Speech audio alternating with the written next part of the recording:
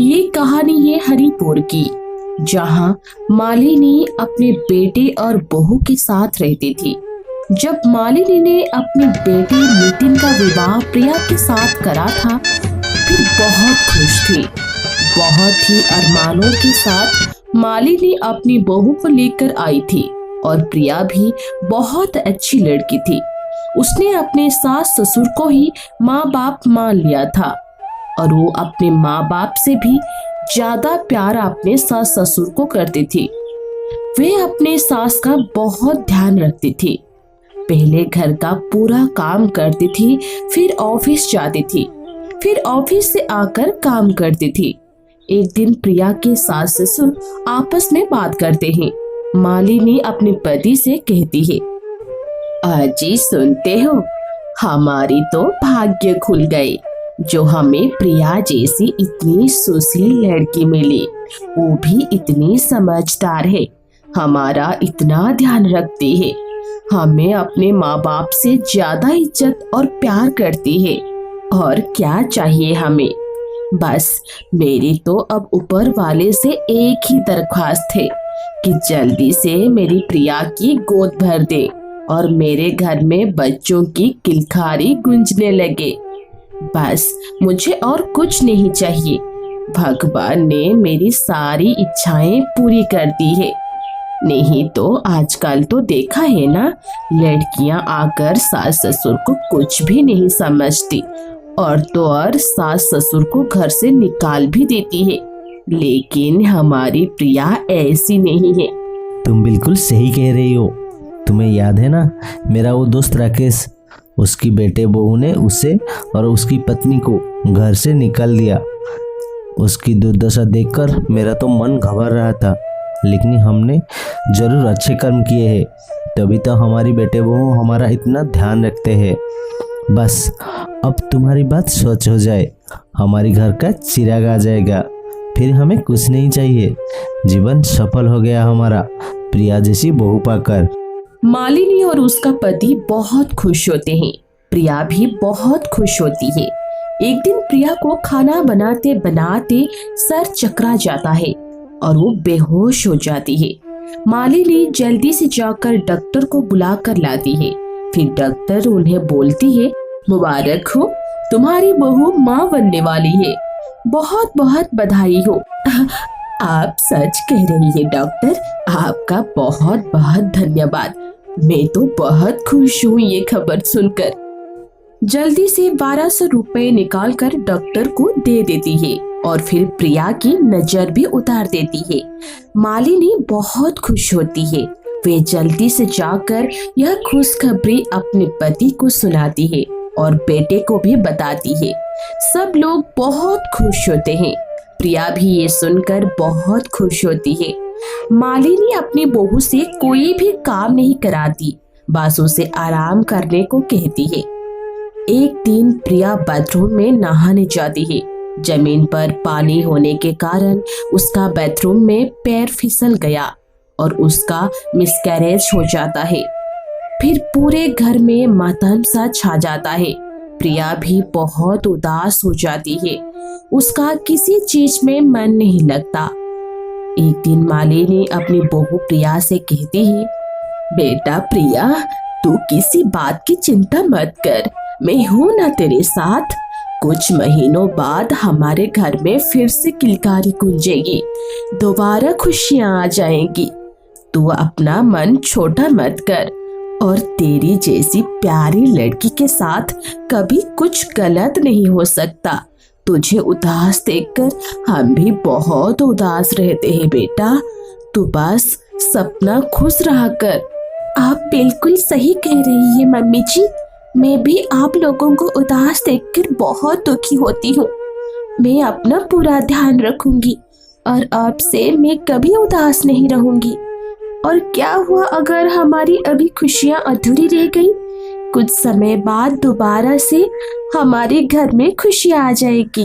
प्रिया कुछ महीनों बाद फिर से कोशिश करती है, लेकिन उसकी कोशिश कोई रंग नहीं लाती।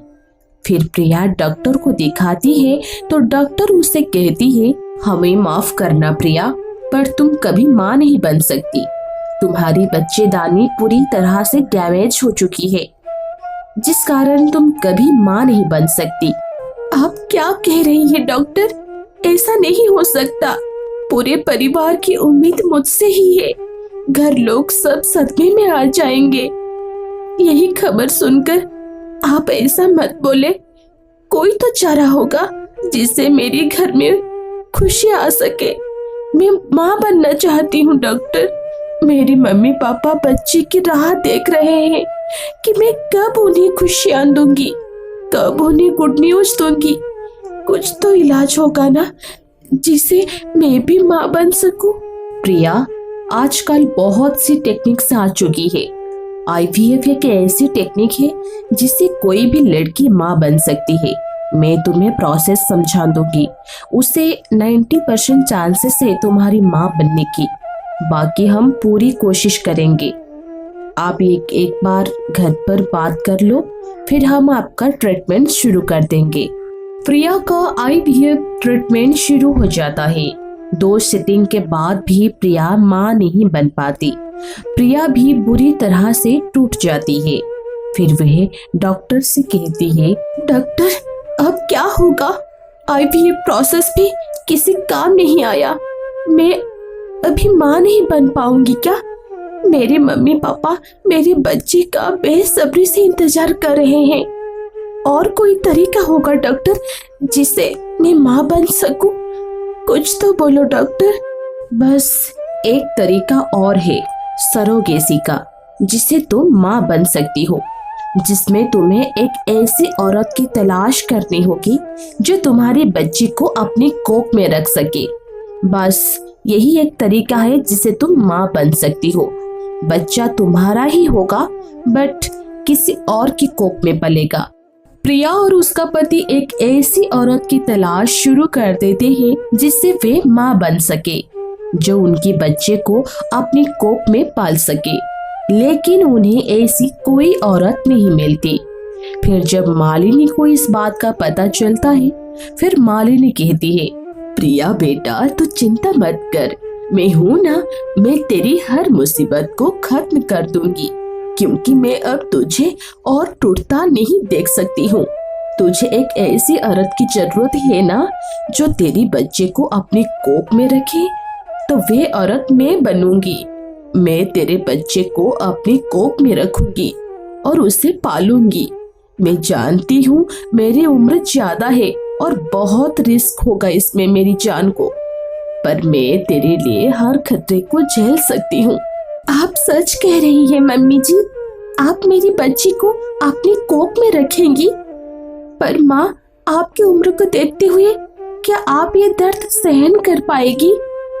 आप एक बार और सोच लीजिए। सोचना क्या है बेटा, हम कल डॉक्टर के जाएंगे और डॉक्टर से जाकर बात करेंगे। अगर मैं तेरे बच्चे को जन्म दे पाऊँ तो मेरे लिए इससे बड़ी खुशी की बात और कोई नहीं है। प्रिया और मालिनी डॉक्टर के पास जाते हैं और उन्हें सारी बात बता देते हैं। डॉक्टर मालिनी की टेस्ट करते हैं जिससे पता चल सके कि मालिनी अभी माँ बन सकती है या नहीं। फिर डॉक्टर उन्हें कहती है, बधाई हो प्रिया, तुम्हारी सास तुम्हारी बच्ची को जन्म दे सकती है। उनका शरीर बिल्कुल तंदुरुस्त है। फिर कुछ समय बाद सारा प्रोसेस शुरू हो जाता है और मालिनी गर्भवती हो जाती है। प्रिया की सास अब प्रिया की बच्चे को अपने कोख में पल रही थी। फिर जब आस पड़ोस के लोग को ये बात पता चलती है कि मालिनी माँ बनने वाली है, तो लोग उन्हें देखकर बातें बनाने लगते हैं। ये कैसी सास है जो इस उम्र में गर्भवती हो गई? हाँ देखो भाइयों, कैसे बेशरम परिवार है। बहू की उम्र थी माँ बनने की और सास गर्भवती हो गई। हाँ, लोग ऐसे ही उन्हें तरह तरह की ताने देने लगे। पर मालिनी जब अपनी बहू प्रिया की तरफ देखती है तो वह सब ताने भूल जाती है और फिर 9 महीने पूरे हो जाती है और मालिनी बच्चे को जन्म देती है और प्रिया को सौंप देती है। प्रिया बच्चे को गोद में लेकर खुशी से झूम उठती है और जाकर अपनी सास को गले लगाती है और उनसे कहती है, मैं धन्य हो गई आप जैसी सास पाकर।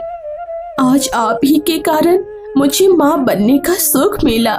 ना जाने आपने क्या क्या सुना मेरी बच्ची को जन्म देने के लिए, लेकिन आपने मेरी खुशी के लिए सब बर्दाश्त किया माँ।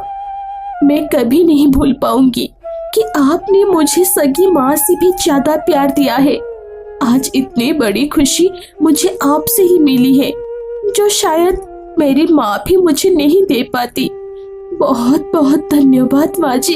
फिर मालिनी और प्रिया मिलकर उस बच्ची को खुशी खुशी पालते हैं और सारा परिवार खुशी खुशी रहता है।